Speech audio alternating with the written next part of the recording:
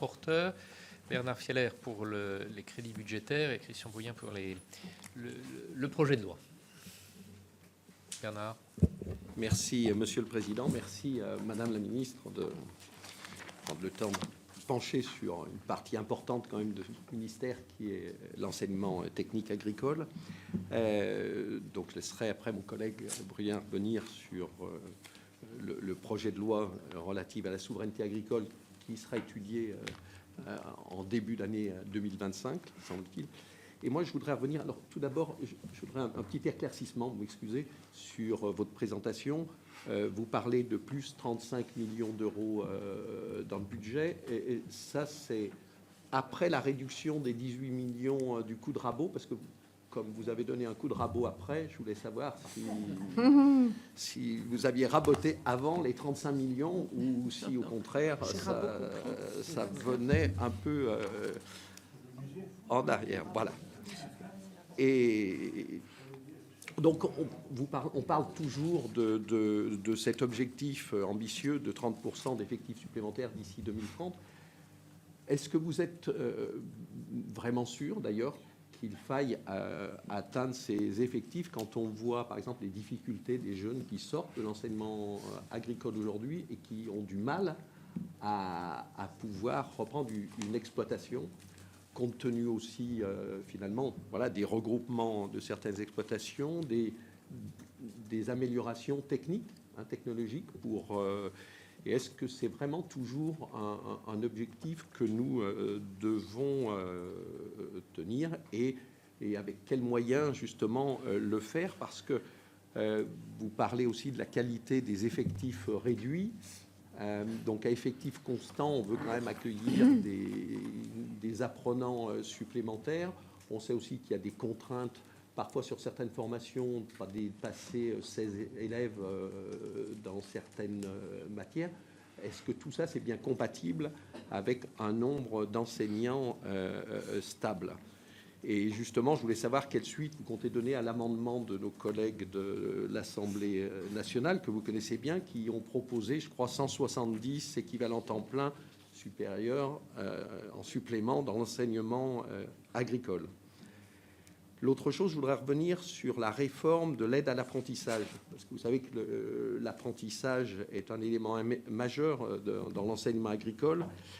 Le nombre d'apprentis a augmenté. Est-ce qu'il y aura des risques de réduction avec les perspectives, voilà, réduction de l'aide à l'apprentissage sur ces formations courtes et importantes?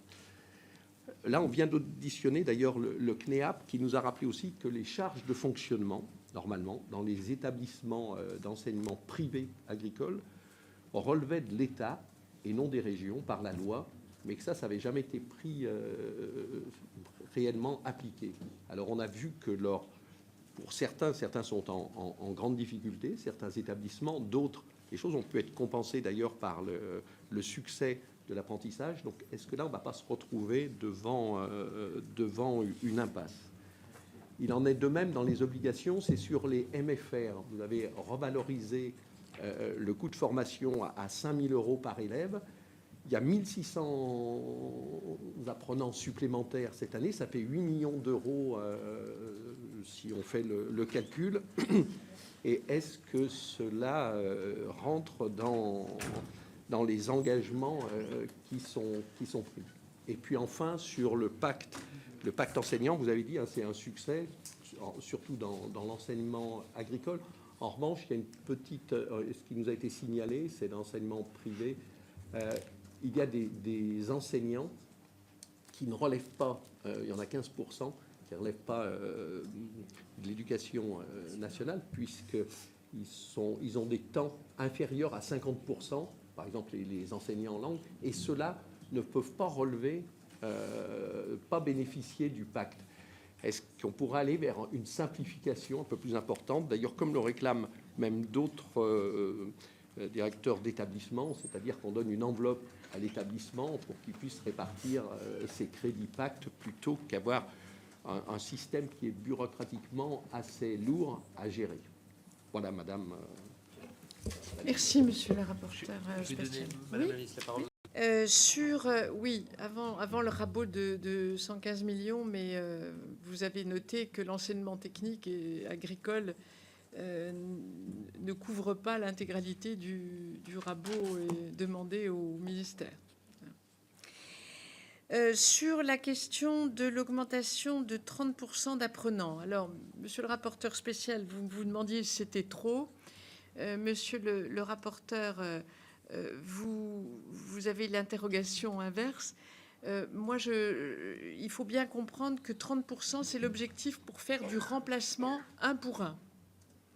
Donc, on ne va pas conduire à la création de 30% d'agriculteurs supplémentaires. Hein, c'est au moins pour couvrir le renouvellement des générations.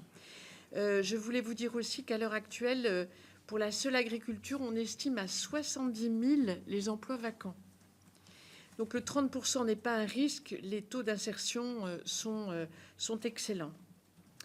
Sur la réforme de l'aide à l'apprentissage, vous m'avez interrogé sur le risque de diminution et je veux vous rassurer sur ce point parce que c'est précisément l'attrait de l'apprentissage qui a permis de réaugmenter le nombre d'apprenants dans nos établissements. L'apprentissage est vraiment un élément tout à fait capital pour l'attractivité des établissements. Il est en croissance.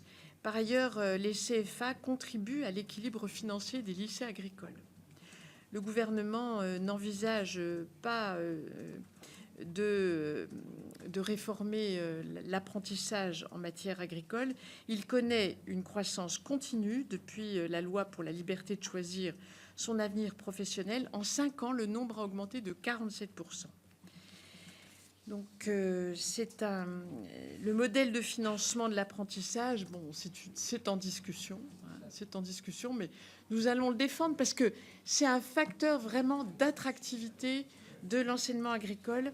Et j'aurai bientôt l'occasion d'échanger avec mon homologue du ministère qui est en charge du travail et qui est compétent sur ce sujet de l'apprentissage. Sur la question du pacte enseignant, je vous confirme que la priorité sera donnée au remplacement de courte durée. C'est déjà le cas et ça le demeurera.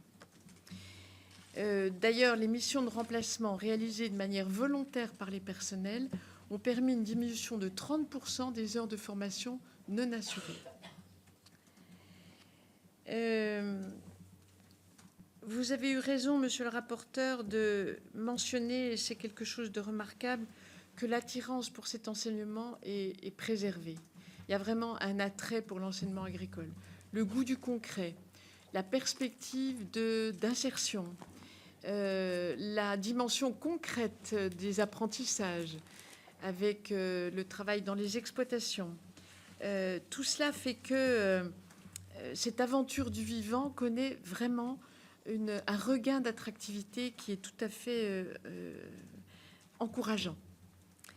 Et les mesures contenues dans la PLOA viseront à amplifier cette attractivité, puisque vous avez sans doute vu qu'il y a des mesures qui visent à sensibiliser les enfants dès le primaire au métier du vivant, la mise en place de contrats territoriaux, la mise en œuvre dans les établissements d'une 6e mission de l'enseignement agricole.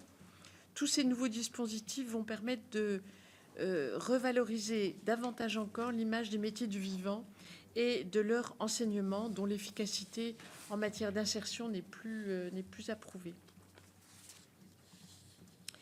Nous préservons les formations dans les filières des métiers du service.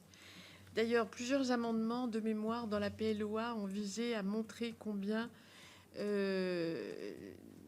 était important de soutenir la vitalité des territoires ruraux dans lesquels sont souvent implantés ces établissements scolaires. Donc, elles ne seront pas redéployées vers la formation agricole. Les deux sont essentiels à mes yeux. Sur le financement des MFR, il est proportionnel au nombre d'élèves Et le MASAF, enfin mon ministère, sera au rendez-vous du protocole qui le lie aux maisons familiales et rurales. Enfin, sur les enseignants qui ont des temps partiels, qui ne sont pas éligibles aux briques du pacte, ceci est une règle commune dans tous les systèmes éducatifs. Donc l'enseignement agricole n'y déroge pas. Vous avez auditionné le CNEAP, m'avez-vous dit. J'ai eu Michel Dantin au téléphone, pour ne rien vous cacher, il y a quelques heures. Il est clair que, il y a des difficultés sur l'enseignement agricole privé en matière de financement, mais ce budget contient des dispositifs pour apporter un soutien budgétaire aux établissements les plus en difficulté.